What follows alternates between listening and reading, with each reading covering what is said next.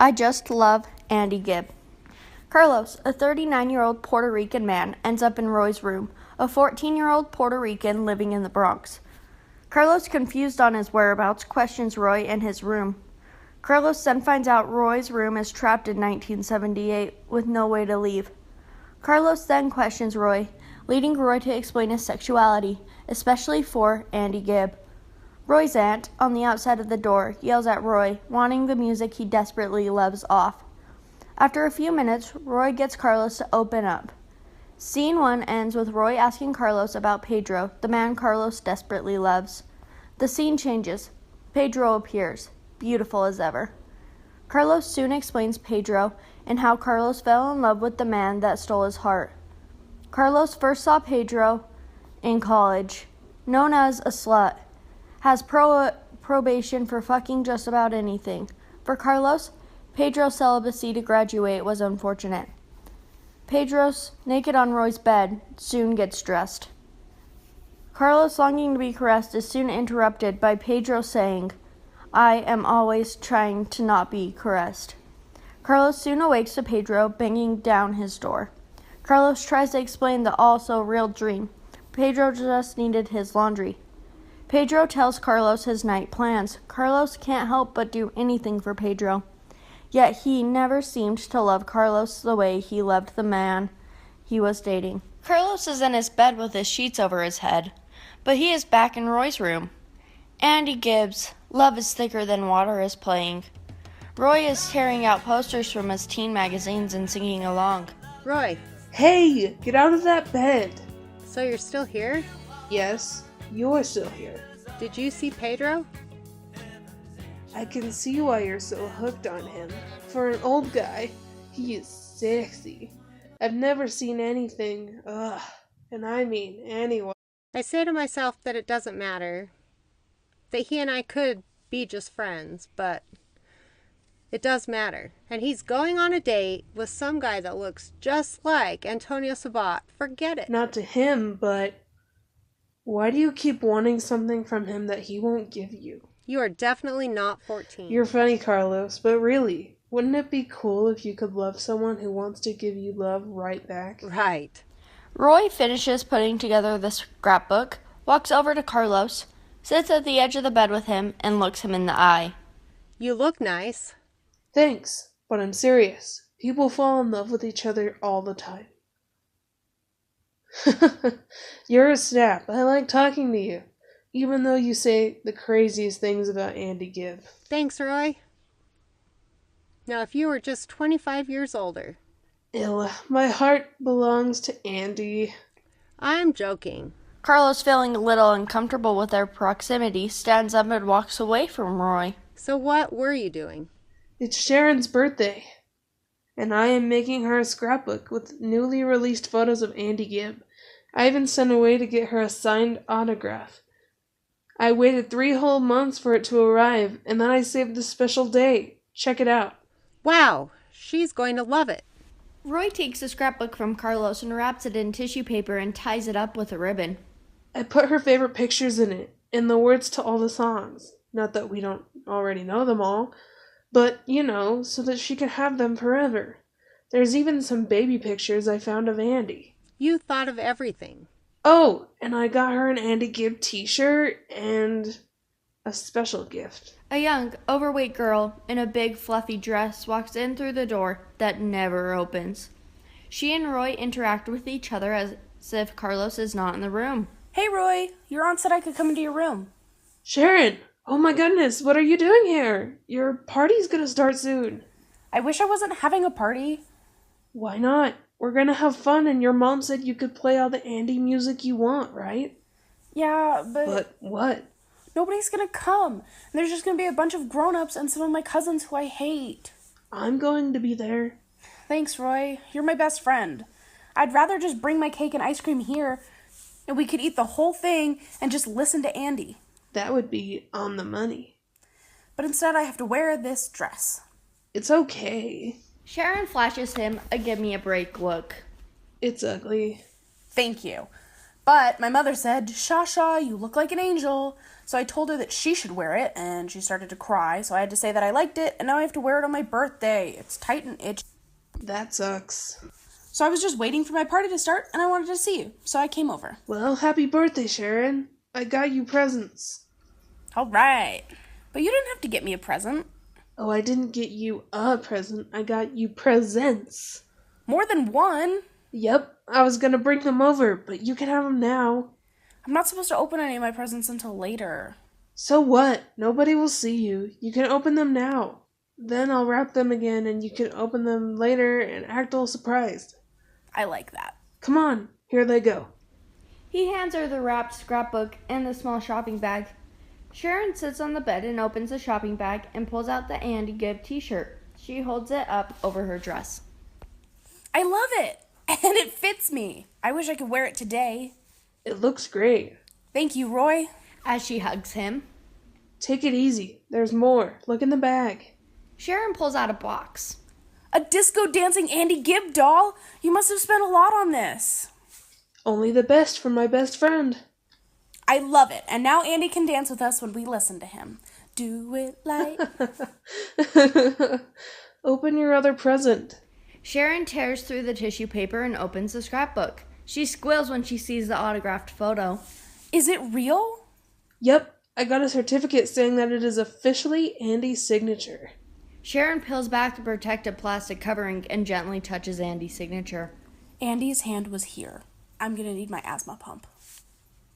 Calm down, you don't need to get all sick on your birthday. Touch it, Roy. Roy touches it. Thank you. To be honest, I got it for me, and I was going to show off, but then I wanted you to have it. I could always send for another one.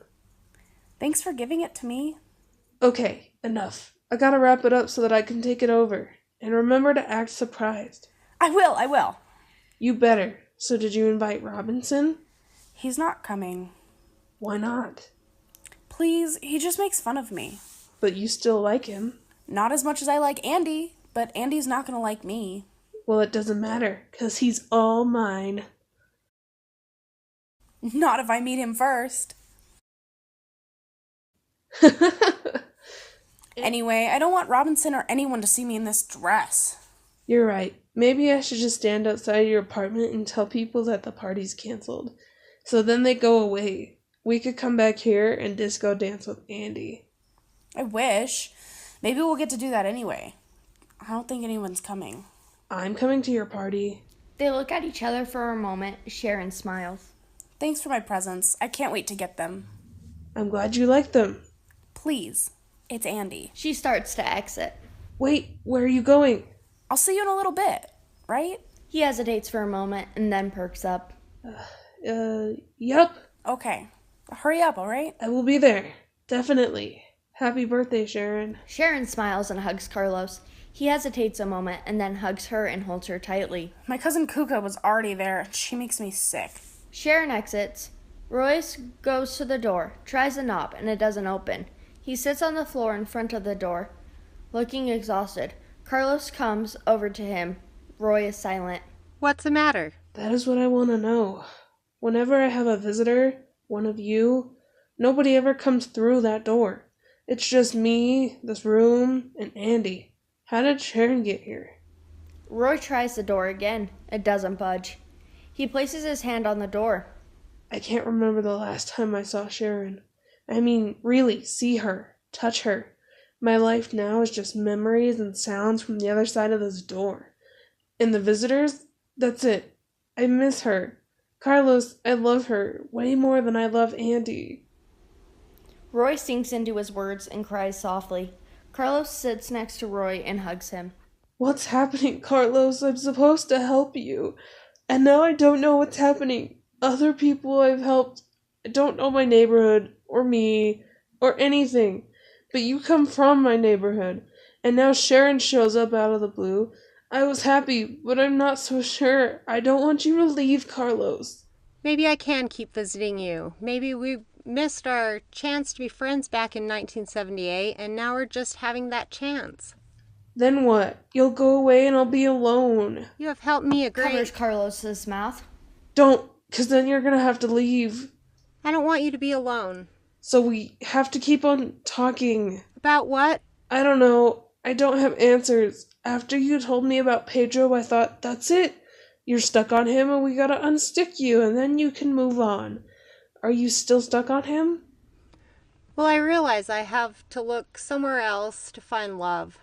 Stop. No, wait. If that's what you just said is true, you should be going away. He stops and looks around the room, expecting something to happen. But you're still here. So keep talking, 'cause then there's gotta be something else going on with you.